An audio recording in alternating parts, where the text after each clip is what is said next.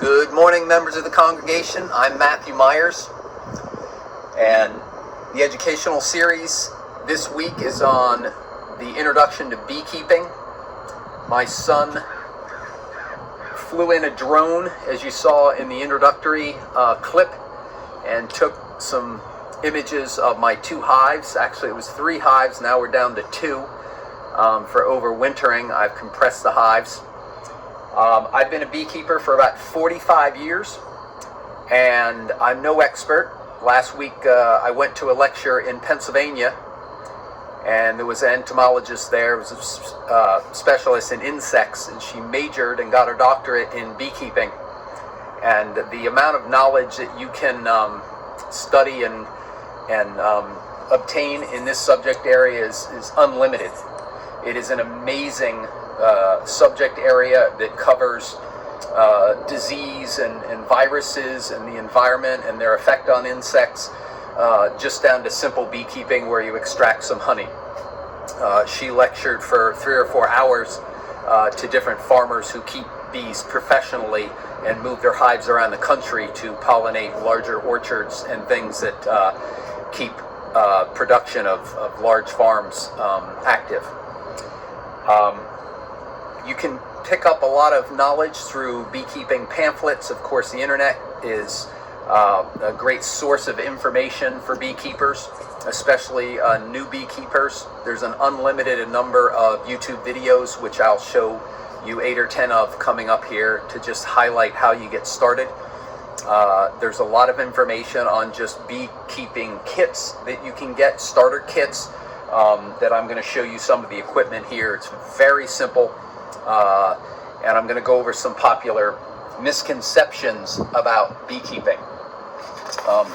Let's start by debunking many of the misconceptions about beekeeping. Here is a beekeeper's suit. I happen to have a ventilated suit, which when the wind blows just even gently, there's perforations here in this suit which makes it a little cooler to operate in. This suit here is virtually sting-proof. The only issue you would have is the bunching up of your netting here. If it got extremely bunched and you had your head down, and maybe a bee could get through the perforation and the screenage here, but it is highly, highly unlikely. I do not want anyone to think about this hobby as being dangerous. It simply is not a dangerous hobby at all. Beside the stingless, or sting-proof, I should say, suit, you have these gloves, which I've never gotten stung through. These are leather, and this is canvas. And again, virtually sting-proof, or you could go out and visit your hive 50 times without getting stung unless it was an opening or you forgot to zip it or other small errors like that. Beekeeping is not an expensive hobby. The whole starter kit, now this is just one super, you would get 2 larger supers to start, is about $200, and to get about 10,000 starter bees is another $100. It is not an expensive hobby at all, and the bees are relatively self-sufficient, so it's not a time-consuming hobby.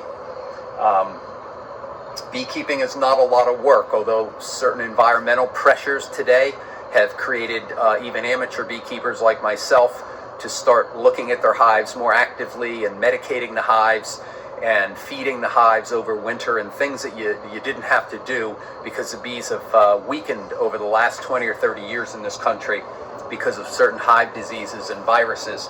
But generally, it's not a time-consuming hobby. you will learn an extraordinary amount about the environment and about insects, about reproduction, about crops and other environmental factors that are going on, more particularly now because of global warming and some other issues when you start to get into beekeeping. Another popular misconception is, which is frustrating for someone who's been keeping bees as long as I have, is that the neighbors will be affected by your hives. The hives have no effect, zero effect on your next door neighbor. If my son were to turn the camera, which we won't now, but I have 4 or 5 acres here, and the bee pattern coming from my hives or apiary is about 20 or 30 degree angle up over my yard, and the bees go 8 or 10 miles away to forage for pollen and nectar and propolis, which we'll get into in a minute. These neighbors here to my left and to my right, there's not one of my bees in their yard, and if they could ever prove that, I'd like to see them prove that one of my bees circled back and went over and probably pollinated their flowers. But bees do not seek out small amounts of pollen or nectar or honey. They actually will only go to large areas like orchards and where there are hundreds and hundreds of flowers. And we'll get to that in a minute, how they manage to communicate with each other. Honeybees are not aggressive. I know many of you, if you have been stung by a bee, which I'm sure you have over the last several years, you've come into the house and you've reported to one of your loved ones that you've been stung by a bee. And as slightly unsophisticated as that is, you've probably not been stung by a honeybee. What you really mean to say is, Dad, I got stung by a wasp. I got stung by a yellow jacket, which buries into the earth, and you'll run your lawnmower over them, and they're in the earth, and they're extremely aggressive, and they can sting numerous times because they don't have a barb on the end of their stinger.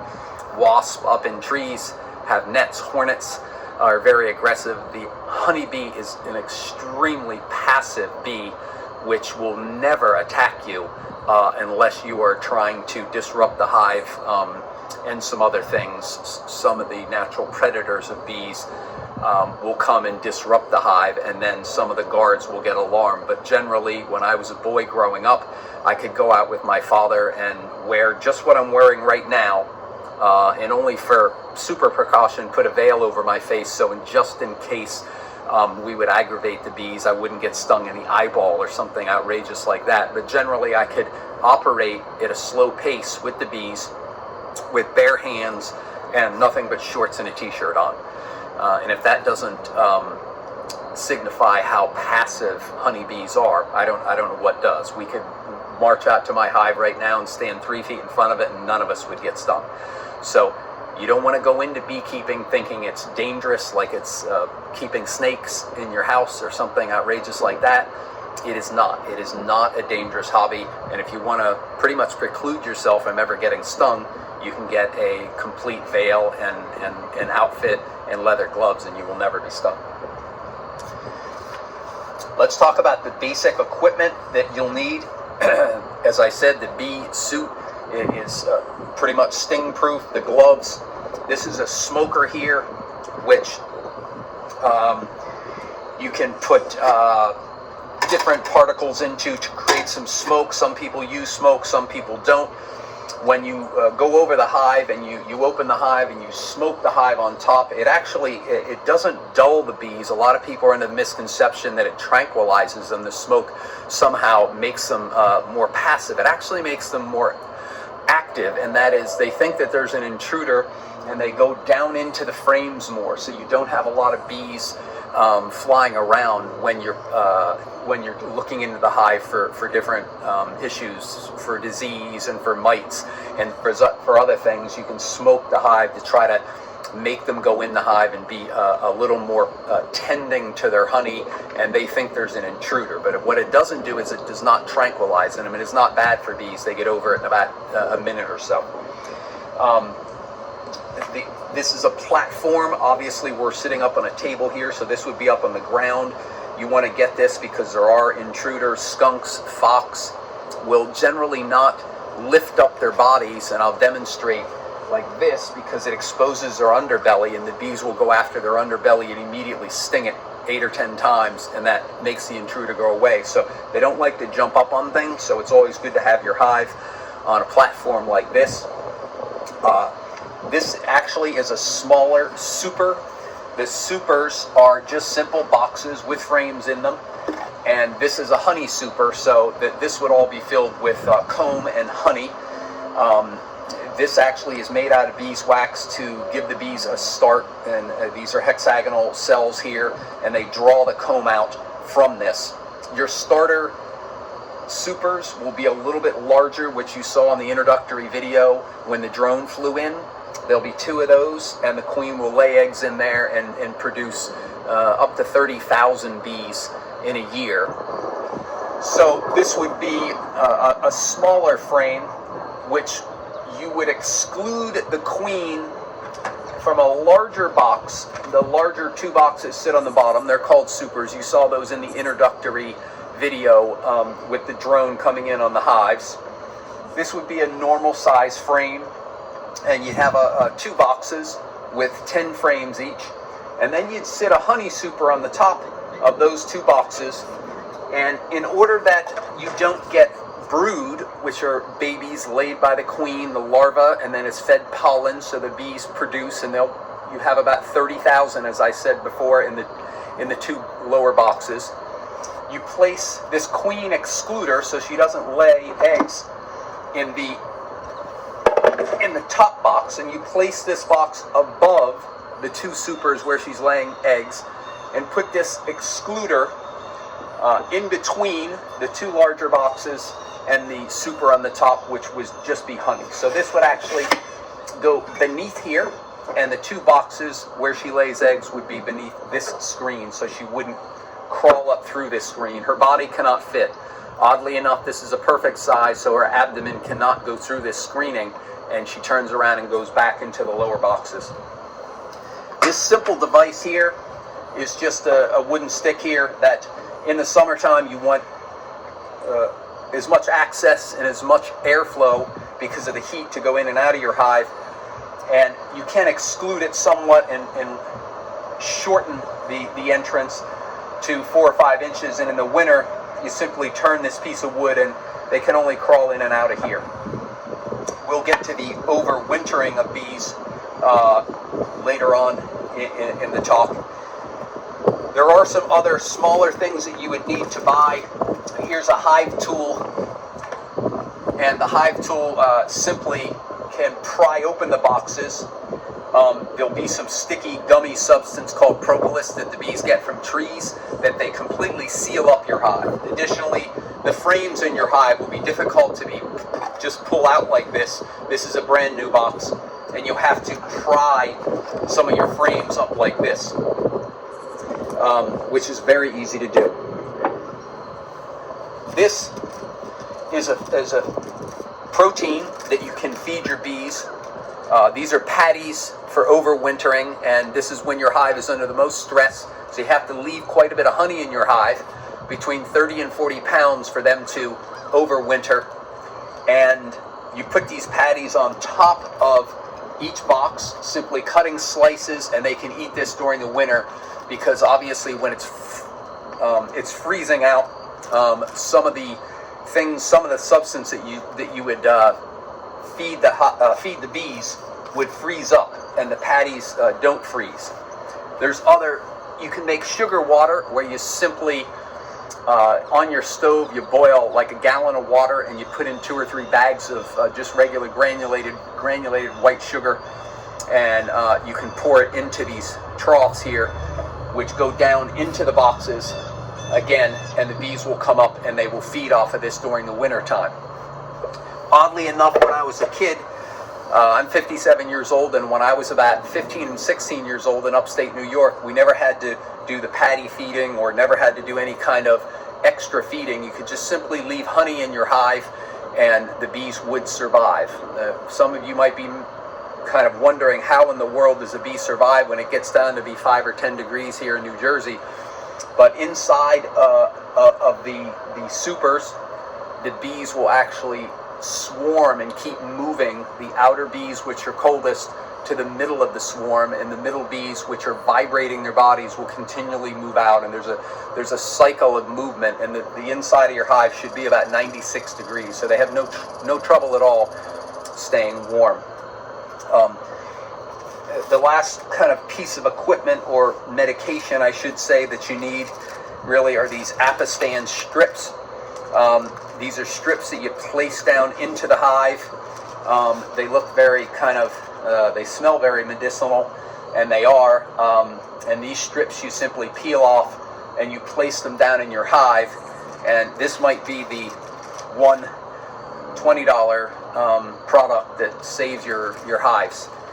These chemicals, the bees walk all over these strips, and when they do, it kills the mites that are microscopic insects that attach to their body and kind of take the life out of them. They can go down in the cells and eat the larvae and attach themselves onto the backs of thousands of bees, and you're in trouble if you get mites in your hive.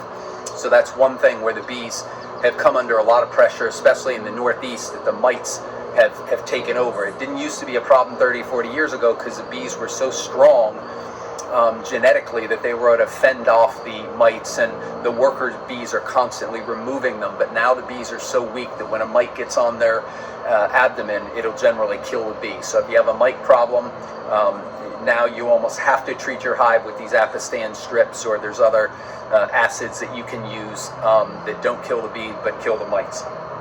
I think that's it for the equipment. This is if you get a significant amount of honey, you can get this by these electric knives, which heats up this blade and it cuts off your cappings. We're going to have a video a little bit later that I'll show you. And this, of course, is a centrifuge, where you simply place the frames down into the centrifuge, and there'll be a video about that where you spin the handle and the centrifugal force blasts the honey out of the uncapped frames to the side, and it just runs down. You open up the valve. It's a very messy but easy process, and depending on how much honey that you think you can take out of your hive, it's a 3 or 4 hour ordeal to get it out of each of the supers.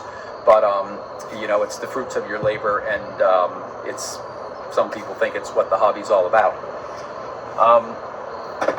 Let's move along now to a kind of a bee's life outside the hive in pollen collection.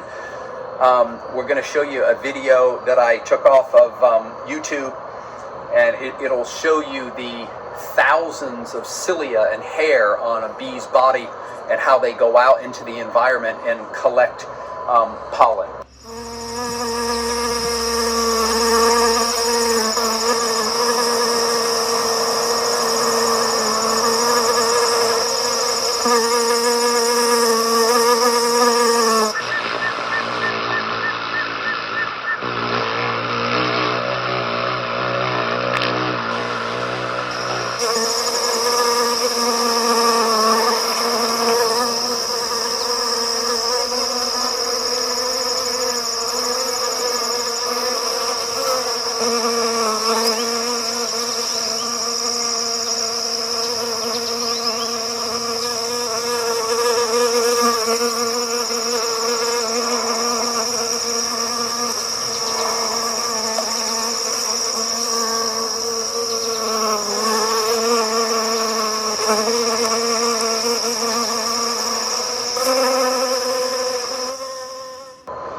I just want to say that 3/4 of the world's population of plants and about 35% of the world's food crops depend on bees for pollination. So you can see that if our bees get in trouble, we're in danger of losing a lot of crops. And I wouldn't go so far as saying we're in danger as a civilization, but there's going to have to be some environmental issues addressed in the near future if the United States wants to be more self-sufficient and not rely on other countries sending it food.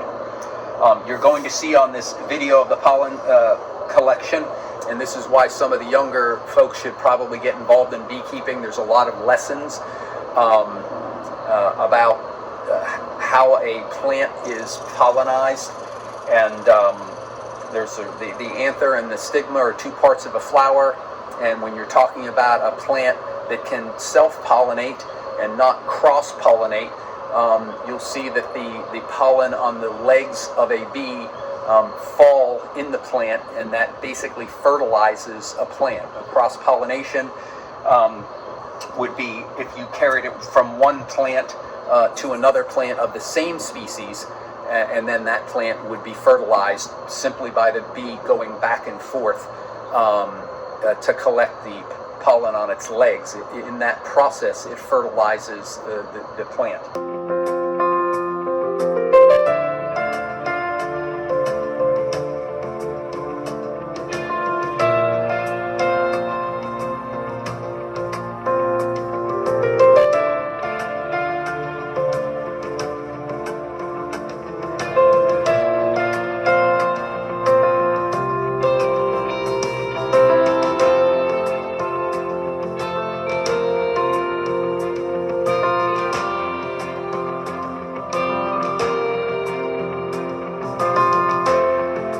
Pollen is what drives and feeds the hive, and when the bee gets back to the hive, it'll simply go into individual cells and start dropping the pollen into those cells. It's basically the food of the bees.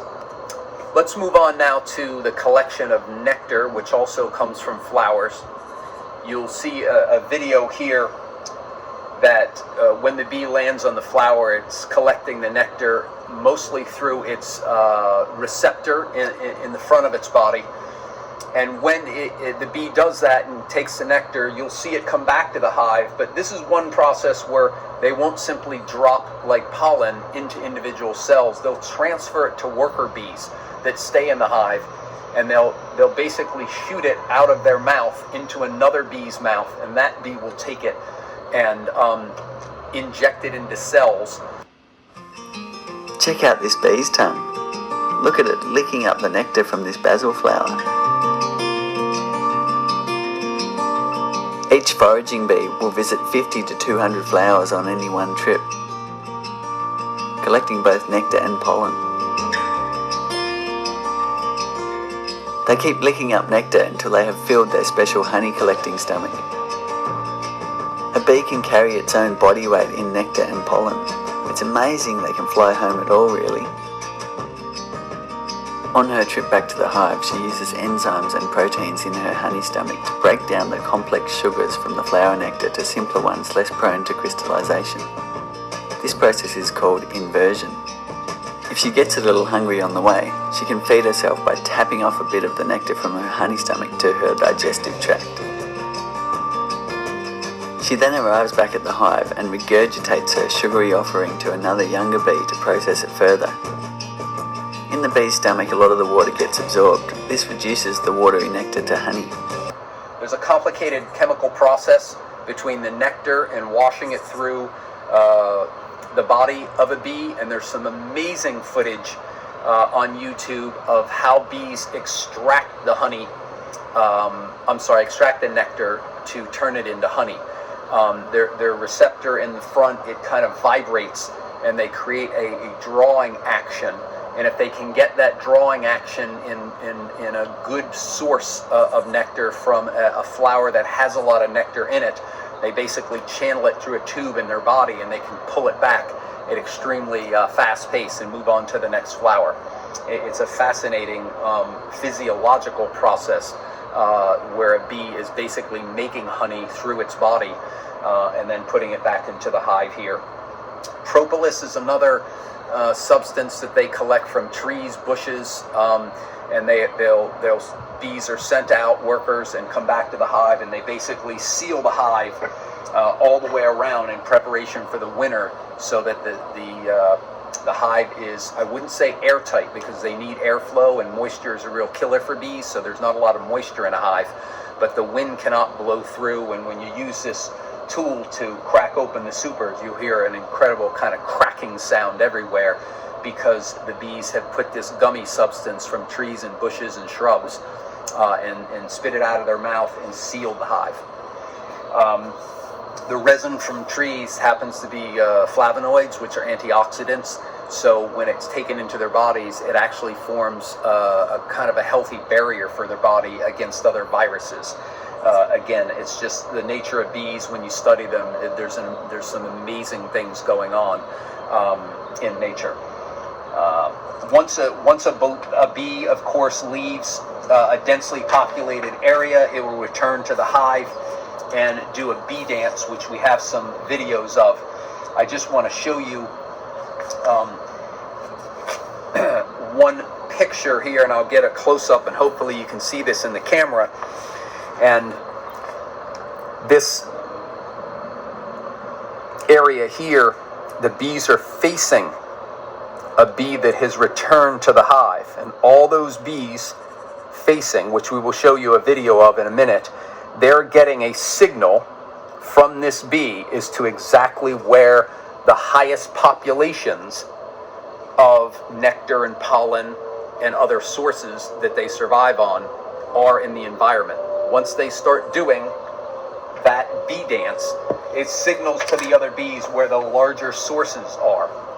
And it's called one of the 7 wonders of nature, not the 7 wonders of the natural world. There are several of these, like the pyramids of Egypt are man-made, but the 7 wonders of the world are Mount Everest and the Grand Canyon. The 7 nature wonders of the world, this is one of the 7 of them, the bee dance. And when you see it on film, it is a remarkable natural instinct that the bees have to signal to each other in a complicated geographic way, where they can signal up to 8 to 10 miles away from your hive, go right to a significant source of nectar or an apple orchard, say. The bee will go there because it's been communicated to him and her in the hive, and she leaves and comes back. The waggle dance isn't just for show. This bee has found a good source of food, and she's performing a set of very precise movements to tell the others exactly where to find it. And it tells them the direction and the distance of the nectar. I just want to show you another picture, a photograph of a queen bee. And the reason why I'm showing you this picture is queens are very different in how they look in nature. Some are very honey colored and very light brown, and others are dark and almost impossible to spot in your hive. Even after 45 years, sometimes I have difficult spotting the hive. You can, when you buy your package of 10,000 bees, get the queen marked with a small dot of white paint, or it's actually a natural substance. It's not paint, but it looks like paint on their the back of their head, and you can see the bee crawling around, the queen crawling around, and you get a better look at her, and it's fascinating to spot your queen. But here's my queen that I took a picture of the other day. You can see that the large abdomen, and she's significantly bigger than the other worker bees around her. This is my other hive, where an untrained eye would never be able to see the queen in this picture. The queen actually is down here. She has a larger abdomen, but she has black stripes on her abdomen, so she looks very similar to the other bees. And to the untrained eye, again, you'd almost never be able to pick her up, as opposed to the queen in my first hive, which sticks out and is significantly lighter in color and quite a bit bigger than the other queen.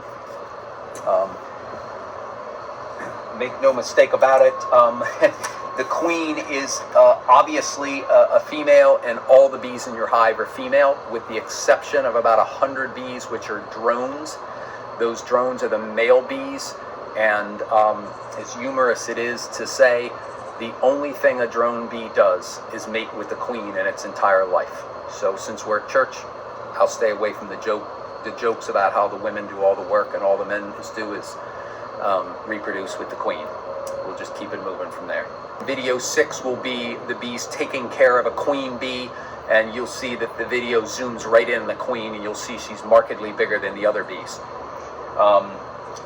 Video 7 will be, again, to just review and cover what I've spoken here about, and that is the Varroa Mite, and you'll see some smaller creatures on the back of some of the bees, and the other bees attempting to get the Varroa Mites off, and you can see how that pest could ruin a hive if those Varroa Mites started to replicate and overtook your hive.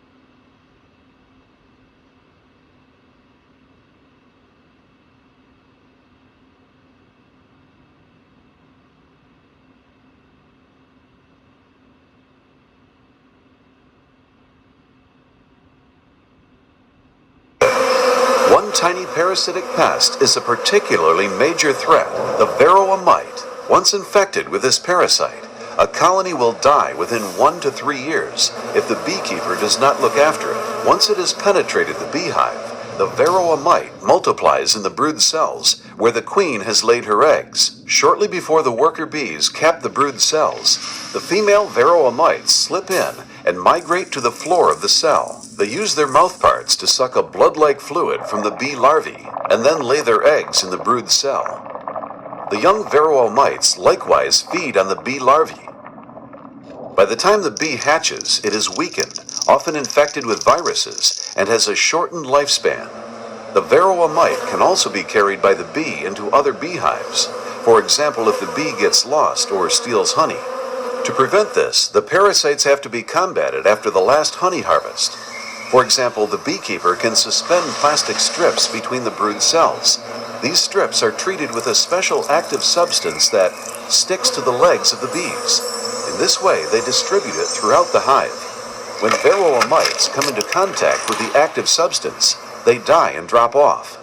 The beekeeper can see that the treatment was successful, and the bees are well prepared for the next winter. The females that are your workers, if you get 2 supers, 2 boxes of 10 frames each, and then even a honey frame, a honey super above that, you're looking at about 30,000 bees. 100 of them would be males, drones. The others are females. They die every 4 to 6 weeks, and the queen is laying about 1,500 eggs each month. You have so much turnover in your hive that if your queen is not laying at a 1,500 kind of egg pace, you start to get behind, and you'll see that the hives slowly weaken, and you just can't keep up because the bees literally die in flight when they're in the middle of a hard-working summer. They die of exhaustion, so they must be replaced constantly in the hive. The video number 9, it's a 40-second video of the queen simply laying eggs. It's very hard to see your queen laying eggs in the hive because as soon as you crack open the hive and the sunlight comes in, she generally dives for darkness, and the other bees will move to protect her. And generally what happens is she'll stop laying at that time. She doesn't feel comfortable enough for you to catch her in the process of injecting an egg in some of the cells, and so she'll kind of stop doing what she normally does. But this video does catch the injection of the cells. Some of you may be asking, well, what happens if the queen dies? The bees prepare for that, and there's a video that I'll show you in a moment, which is basically the queen lays individual cells called queen cells, and there'll be 3 or 4 cells that the bees inject a special food. It is pollen, but it's mixed with other things in their body called royal jelly, and that royal jelly forms a queen as opposed to a drone or a worker bee. And 3 or 4 of those cells will generally be in your hive at all time in preparation for a dying queen. Sometimes the queen will hatch before the other queen has died, and then the hive will sense which queen is stronger, and then they'll simply kill the weaker of the two queens. Sometimes, rarely, a queen will go after a queen and kill the other weaker queen to rule over the hive, but that's a very odd thing. Usually it's the worker bees that sense that the one queen is not laying properly or something is wrong, so they kill the old queen, and then they go and they start nurturing the new queen cells so you can reproduce a new queen.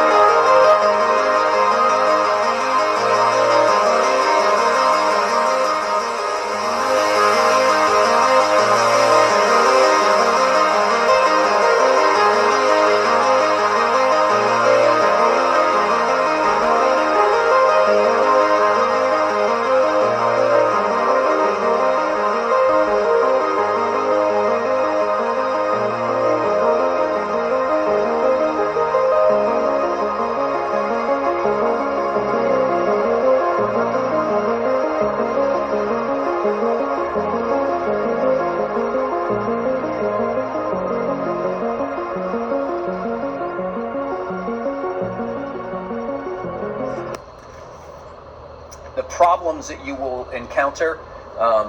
Unfortunately, the average bee in the state of New Jersey has an amazing 133 pesticides in its body, which shows you our environment is just being completely drenched with pesticides, from lawn care maintenance fellas coming to your house to spraying large cornfields and apple orchards by plane, crop dusting, and other things which deeply impact the ability of the bees to stay strong. A lot of these things don't actually kill a bee like a pesticide, but over time they weaken the bee, and through constant inbreeding of bees, you're going to start to create populations that are just simply weaker genetically than the prior population, because you have a bee that's already weak and full of pesticides. 30% of amateur beekeepers in 2018 lost their hives in the United States. So it's becoming an increasing problem. I keep being told by senior beekeepers, don't ever give up, Matt, and continue on. And if your hive doesn't make it through a winter, go out and get a new package of bees and keep going, just because amateurs, they also contribute to the constant production of bees. It's not just these large beekeepers that have 1,000 hives on their property that kind of sell their bees off to go to orchards and things to make sure that their pollination is going on. It's the amateurs that provide significant help to the environment also. As I said before, the mites are your biggest problem, and using the apistan strips to put into your hive, even though hyper-technically you're not supposed to eat the honey after you put those apistan strips in there, I would say that you should treat your hive with the apistan strips, or there's other treatments for the mites that are less harsh, but you really have to keep up with that. And there are ways to test whether you have mites in your hive. You scoop up some bees and you place them in kind of a solvent, and you shake the solvent up and down, and it washes the mites off, and you look in the back of the bottom of the glass, and you'll see the mites swimming around, or you'll see them falling off the bees' bodies. And if you have any more than in a collection of 50 bees, if you have any more than 5 or 6 mites in the bottom of your glass on the testing, you're in trouble. You need to put those apistan strips in. How do you get started in this hobby? I know it probably, after hearing me speak, there's a lot of moving parts, and it's, for some you would think, well, it's kind of complicated and I don't know anything about beekeeping. Believe me, beekeeping is extraordinarily easy. It's a very easy hobby. If you went out and got a package of bees that costs about $100 with the queen, I could explain, and I could explain and come to your house and help individually. placing the bees in an empty box and how you acclimate the bees to your particular yard or your particular boxes. It's a simple process. It's not complicated. There are hundreds of videos on YouTube that describe the process. But once you buy the equipment and it's 2 boxes, and you don't even need to start with a honey super, you get this, the hive bottom, the platform, and you get this hive stand, and you put it all together. It takes 15 minutes. You can get the boxes and the frames that are already pre-built, and all you have to do is sit them in an area that your yard is away from your house and just away from kids and things like this. But again, the bees do not come around. As we're filming here, there's 50,000 bees about 50 yards away from us, and we haven't seen a bee since I've been filming, because they're all streaming up at that 30-degree angle to go out and forage.